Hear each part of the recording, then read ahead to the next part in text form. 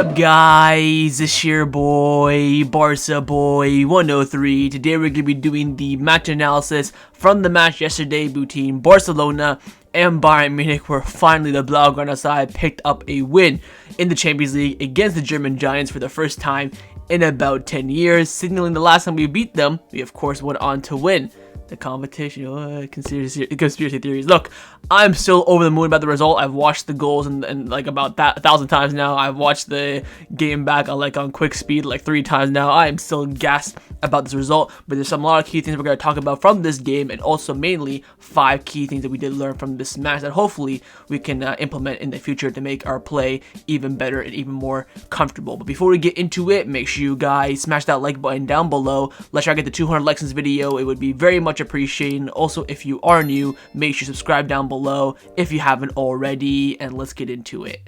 Now, before we get into this video is sponsored by meCarreira. meCarreira is a platform where you can invest in football players by buying shares in them, similar to buying stocks in the financial market. This means you can buy and sell shares in players you believe had the potential to increase in value. Now, the value of the player's shares go up and down depending on how many people want to buy or sell those shares, not based on their performances in matches. meCarreira also has other key features as well, like real-time market, player trading, seasonal events like for the World Cup, Euros, and Copa America, and community voting as well, where you can vote on the next player's stocks to be joined on the market. Now, have you ever been sure that a footballer will become successful? Well, now is your time to put your money where your mouth is and invest in players to prove to everyone that you have the ball knowledge that's needed in football. So what are you waiting for? Hit the top link in the description down below and check out meCarreira and invest your stocks in certain players today.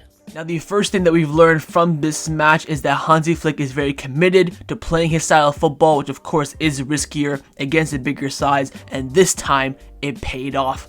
For now, we'll talk about the frailties of it and of course the details and how it could be implemented to make it better for the future matches to come. Let's take a look at some of the stats from this match. Firstly, you can see the team rating on the screen right now, getting a 7.01 at silver score, which is, barely a passing grade pretty much. Again, some players playing well with other players not the best. And again, I do highlight that it's in my match review yesterday that I uploaded on the channel. 4-1 formation, of course, and the personnel, no one had any problems with it ahead of the game. No risky decision there. The correct one was made by Flick by starting Fermin Lopez in the 10. Now you can see here the average positioning of the players. On the left hand side is the starting lineup, and on the right hand side with the substitutions coming in. Left hand side, you can see very narrow from our 2 wingers and very congested in the middle of the park as well. A bit deeper as well, which shows that we were under pressure in a lot of key moments of this game. The rest of it is pretty much standard with the subs coming in. Not too much of a difference there. You can see the gray ones are, coming in with less than 10 minutes to go, so they had no difference.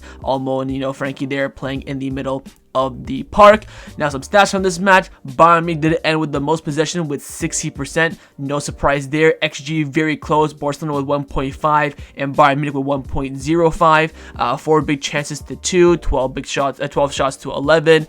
2 goalkeeper saves for Barcelona. 0 for Neuer, you could say. 5 corner kicks. 11 fouls to 10. 374 passes to 565 passes, 15 tackles opposed to 24, 10 free kicks to 11, 0 red cards to 2 red cards. You can see in the middle there the shot map for Barcelona. Of those 12 shots, 4 of them were on target, none hit the woodwork, 3 of them were off target, and 10 of them were inside the box, with 2 of them being outside the box. So pretty balanced there with those shot conversion rates.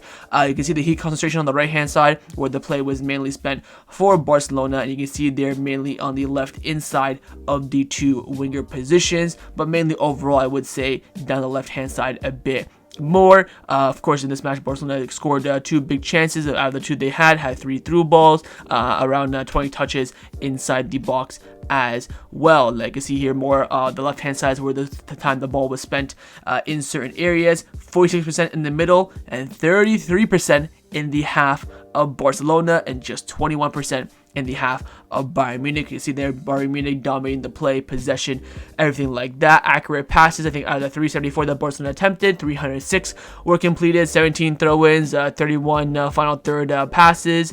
The duels, again, more dominated by Bayern Munich, with Barcelona winning some of their duels with 65 tackles total 1. I think one of the big stats where Barcelona were on top of Bayern Munich was the amount of distance covered. I believe Barcelona covered 132 kilometers with Bayern Munich covering 126. So we ran our socks off, and again, probably defended for the majority of the game. Now I do want to get into now the tactical setup for this game and where my main issues were with the Flick decision to set up in a certain way. Now you can see here, pretend these two players are Bayern Munich players, whether this is Gnabry or Davies, or here Raphinha Performance or meCarreira, especially in that first half. The main issue what we of course suffered in that first 20 minutes is of course how high the line is, which we expected, but mainly as well how tight Balde was to Inigo. I do want to bring up actually another player here, because one of the main things is that we had Muller kind of occupying the space here with Inigo, and Balde was also marking him as well. So when these long diagonals were coming in from Neuer to Olise, he was always absolutely wide open, and they were penetrating us a lot down this side, especially in that 20 minutes where Bayern Munich did dominate a lot. In the second half, we saw no difference. This is one of the main frailties for me for Balde. In the first half, Kounde very close to Barca here as well. I believe here he was marking either Joshua Kimmich or Jean Paninia, whoever was the more advanced midfielder at the time. You had Gnabry here, always wide open on the switch from Neuer. Usually it was a pass from here from Kim Min Jae down the line here, and again Kounde is so tucked in here. But second half, we saw Kounde tuck in more. We also saw Casado come in here as well and help him with the double team. But in the second half, it was kind of the same thing here down this side. Now, where we improved in the second half is that defensively, especially from Kounde, was very solid.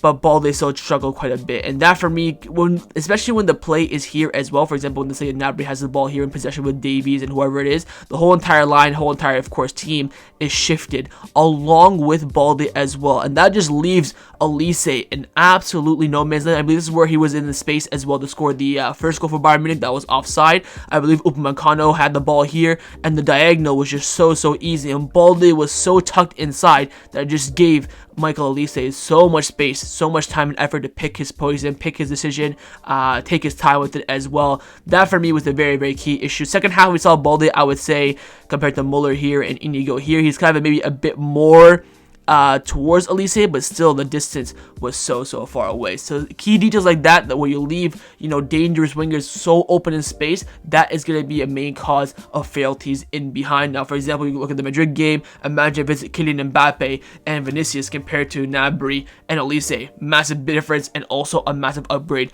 for the opponent half as well. So that needs to be improved upon as soon as possible, and that's what Barcelona mainly suffered in that 20-minute spell. So if you improve that, have the defense not more open, so I would say here, maybe have Balde somewhere around here. You have, of course, Muller here, wherever the 10 is for the team. Inigo can be, watching him per se. Just have Pedri drop into here. Maybe even have Rafa come out wide here and help with the double team if needs be. Yes, it'll leave the midfield, it'll leave the space here more open, but you can just congest everything out wide. I'll tuck in Casado here, maybe bring Lamine Yamal a bit deeper, have Kounde. Of course, you can't go too tight to him, because then the space in behind here will be way too open. That's just suicidal. But just have Kounde maybe attracting a bit of both.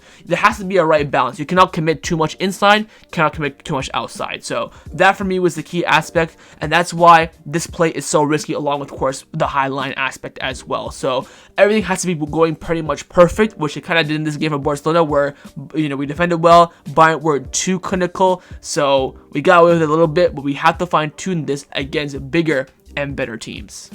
Now, the second thing that we've learned from this match, maybe another, constructive criticism, another maybe negative side to this game, is Inaki Pena. Look, we are, I think, on the cuffs of suffering a huge Inaki Pena mistake. A lot of people, when you watch football, you see mistake coming, like, for the Bayern Munich goal, we saw it coming, we couldn't stop it. You can see an Inaki Pena mistake coming very soon. That first half for me was one of the worst goalkeeping performances I've seen in my time watching Barcelona. I get it, he only conceded one goal, but technically two with the offside, but he just had absolutely no composure. And people say this a lot. In Barcelona specifically, the two most important positions, without a doubt, goalkeeper and the pivot. Why? Because the composure aspect is absolutely key. Inaki Pena had none of that. He was so scared on the ball, hoofing it long left, right, and center. You can even see as well it's affecting the players. Inigo Kubarsi clearly don't trust him too much, especially with that, for example, with the ball that came over the top. Inigo shielding Kane. You know, he was waiting for Inaki Pena to come out. He didn't come out, telling him to come out. He was a bit hesitant, so Inigo's like, F you, and I had to pretty much clear the ball. And the question has to be asked on when Szczęsny is going to be getting an opportunity. I understand Flick is absolutely twerking for Inaki Pena right now, and like I mentioned, pre-international break, whoever starts against Sevilla will start against Sevilla, of course, Bayern, and Madrid. It's very, very risky to change for Madrid, especially with Szczęsny not playing a professional game for about 4 months. But for Espanyol, there has to be a change. Unless Inaki Pena has an absolute masterclass against Bayern Munich, against Real Madrid, which he won't, there has to be a change. Lewandowski, post-match, when he was talking about how happy he was about the performance, stuff like that, he said that I thought before the game we were going to win this game 3-1. He knew we were going to concede. And why? It's not the defense. Look at my player ratings. Kounde 7, Inigo 8, Kubarsi 8, Baldino 6, but you know, it's whatever. But look at the other games as well. The defense consistently gets high ratings, but it's just the goalkeeper that is the issue. Why? Lack of confidence, lack of composure. He just doesn't have it at the high level. We've seen it now too many times, and I think, honestly, bring in Szczęsny, and you'll see the difference. You'll see the level of an experienced goalkeeper who's been there and knows it compared to Inaki. Inaki's had the issue with Inaki, if he's really young, this is his first time, you know what, give him a runabout, I understand that. But this is his second time at the helm of being Barcelona's first choice goalkeeper. Last season, he had 4 months, was shite throughout the whole entire 4 months, except for his first game against Atletico Madrid. And this time, it is the exact same thing. He's now played what? Villarreal, Osasuna, Young Boys, Getafe, Sevilla, and Bayern. 6 or 7 games, but maybe I missed one. He's not pulled off one okay save. Actually, he made one against Young Boys. That was it. Questions need to be asked, and change is needed before it actually costs us in the game, and then we're sitting there left, afterwards regretting.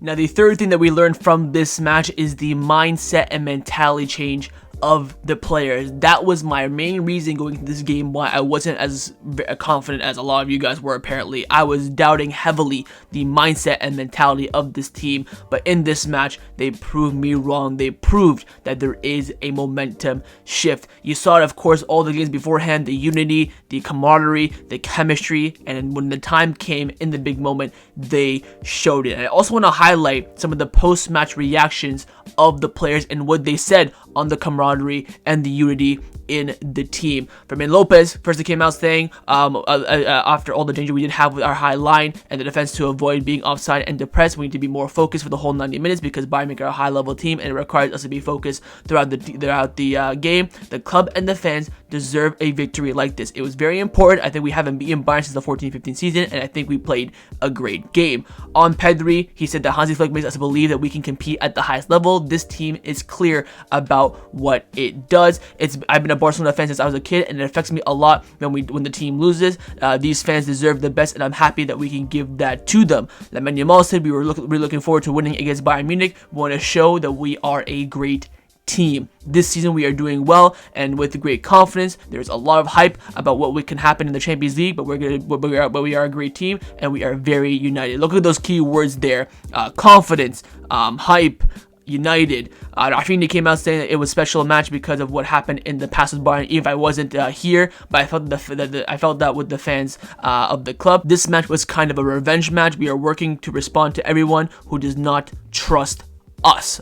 There is the key aspect. And then Flick came out saying it's unbelievable about the result. Bayern is a big team. When you win games like this, you have to celebrate, and that's great for the team. It will always give us the confidence to believe in our quality in the game we play on Saturday as well. I'm very happy everyone can see the quality of these players. You can see that in the second half we were able to pass and maintain possession. Lamine Yamal again saying that we are Barcelona. We are playing at home. We have to show who we are. By the way, Montjuic turned up to fair play to them.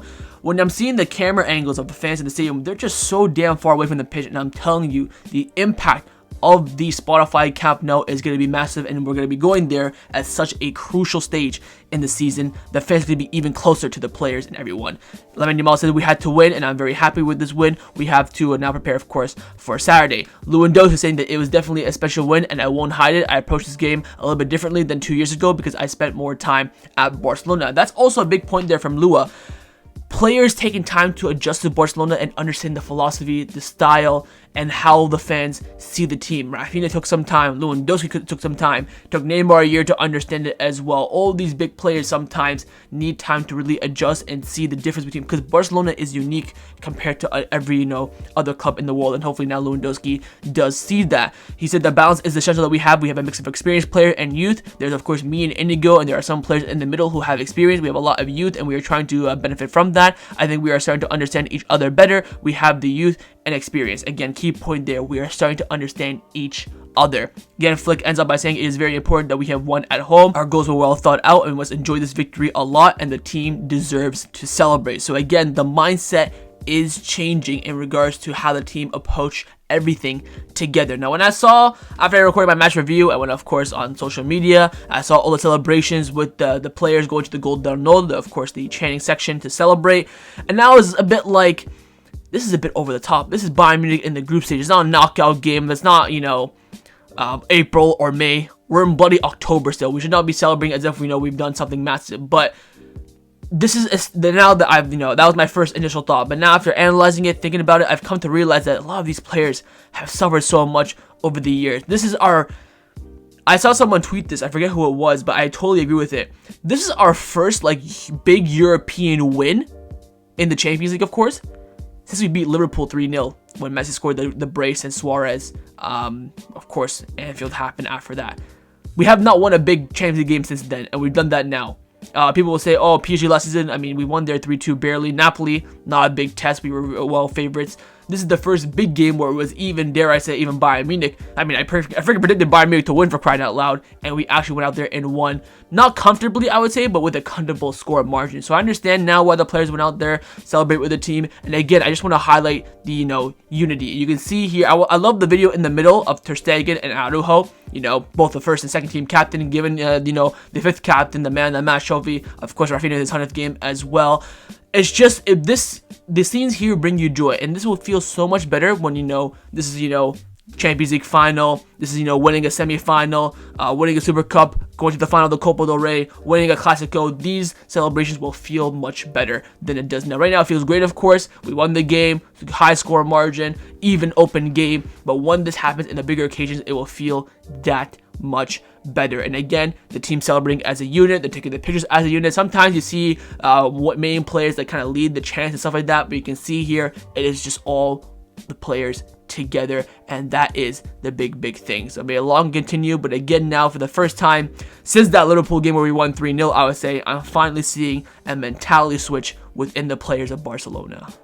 Now, the fourth thing that we've learned from this match is how influential and how important Casado is for Barcelona. In the match, he got a 7.0 silver score rating. You can see from his heat map, basically everywhere apart from the final third, which he shouldn't be, to be honest. But the fact that he was covering defensive ground, middle ground, even maybe a bit of final third ground just shows his impact on this game. In the match, he played 90 minutes. By the way, he's played a ton of minutes this season, so credit to him. 1 assist, an XA of 0.19, 49 touches, 88% pass accuracy, but only misplaced 4 passes. He had 1 key pass, he attempted 4 long balls, completed 2 of them. He attempted 11 ground duels and won 5 of them. Lost possession 5 times, committed 2 fouls, fouled himself once, 2 clearances, 1 interception, and 4 tackles as well. This was, out of a shadow of a doubt, a vintage Casado performance. We finally have someone in the midfield that can win the ball back and win the ball back comfortably. And again, I cannot believe a certain manager last season did not at least try and use him during the last season when we were suffering a lot and lacking a defensive-minded midfielder. He's come in since preseason and has taken the chance with his hand and grasped it, and he's not letting go. Casado is 100% right now, alongside Pedri, in my opinion, absolutely undisputed starters in the midfield. And unless they get rested, they have a stinker or something else changes, I think it'll be a very, very hard mission to get them out of there. Now, imagine if Marc Bernal was fit. Then you're having serious questions about who's going to be the starter, because I think Bernal probably started the season off, including preseason, better than Casado, because he was kind of playing the Casado role where he was kind of winning the ball back. Casado was more in the Pedri role because Pedri wasn't really fit at the start of the season. But now we're seeing Casado perform at a high level as, you know, the defensive-minded midfielder. And the way he wins the ball back, he's just so agile. His movement is fantastic, and it's an absolutely influential to Barcelona's structure and how we progress and play defensively and attackingly as well. So may longer can continue, and he is just becoming a more influential player for Barcelona as the games pass on. Does need some rest though. He's playing a buckload of minutes, but at this rate, he's probably gonna get called up for the Spanish national team in November. That's how crucial, that's how important he has been for Barcelona. Now, the fifth and final thing that we've learned from this match is how good Raphinha can be, especially when he is decisive and clinical in the final third. In the match, he got a SofaScore rating of 9.2. You can see his heat map playing a lot on the left-hand side, sometimes in the middle as well. In the match, he played 76 minutes, scored 3 goals, didn't have an assist, of course, 33 touches. He attempted 19 passes and completed 12, which of course led to a 63% pass accuracy, but he only really misplaced 6 passes. He had 2 key passes. He attempted 1 long ball, completed the 1, 3 shots on target, attempted 2 dribbles, completed 1, he attempted 7 ground duels and 1 3, lost position 11 times, did not commit a foul, and was fouled himself once. We are seeing one of the biggest remontadas as a player that I've seen in a long time. I think I've been very consistent on the channel in saying this, that Raphinha over the past year and a half, the only thing that he really lacked was decisiveness and clinicality in the final third. Build up to play, intricate plays, movement, positional sense was always good from Raphinha from when he joined Barcelona, and especially last season when Xavi kind of, you know, moved him to the 10 and into the left hand side. His main issue has been decision making, i.e. decisiveness, and being clinical in the final third, and we're seeing that now. The 3 chances that Raphinha had in this game, he had in other games as well this season, he just didn't finish them. When he finishes chances, when he's clinical, he's unstoppable. He is probably right now top 5 best players in the world. I mean, there's not really a big category right now with a lot of players, you know, jumping in with injuries and stuff, but alongside, like, I think the only clear one right now is number 1 being Messi. Even MLS, this motherfucker is still absolutely cooking. Apart from that, I think Raphinha is different in the conversation. The way he's performing this season, getting, you know, he already has 2 hat-tricks this season, how influential he's been for Barcelona. In all the games where he didn't score a hat-trick, he's getting braces and 2 assists, and it's just remarkable. And you think that this hype train is going to probably slow down soon, but it's not. It's been now 2.5, 3 months of pure consistency from Raphinha, and we're seeing now that when you give him freedom, you give him a strong role in the team, how he can flourish. We of course saw this a lot at the beginning of this year as well under Xavi, when Xavi moved him to the left-hand side in that 3-month spell from February, March, April. We had PSG, Atletico Madrid, all these big games. He was performing very, very well, but just wasn't decisive and he wasn't clinical. And now we're seeing that shift that Flick has implemented to help him with those final tweaks that he did need, which now making him a contender for being one of the best players in the world. So that's a match analysis from the match yesterday between Barcelona and Bayern Munich. Hopefully you guys enjoyed this video. If you did, of course, make sure you drop a like down below, and of course in the comments down below as well, let me know your thoughts on everything we did discuss and on those 5 things that I did mention, those 5 key aspects. You think I missed out on anything? Would you have, you know, brought up anything as well? Leave me all your thoughts down below, and of course make sure you guys subscribe down below as well if you haven't already. Enjoy this while you can. We got the Clásico coming up. Hope we win that game as well. We can, you know, enjoy them both over the next week before the Espanyol game, but now all focus is switching to the biggest game in club football this Saturday, and I will be here on the channel to cover it, of course, preview tomorrow, then of course the match on Saturday, and I'll see you guys then. Take care, and Forza Barca.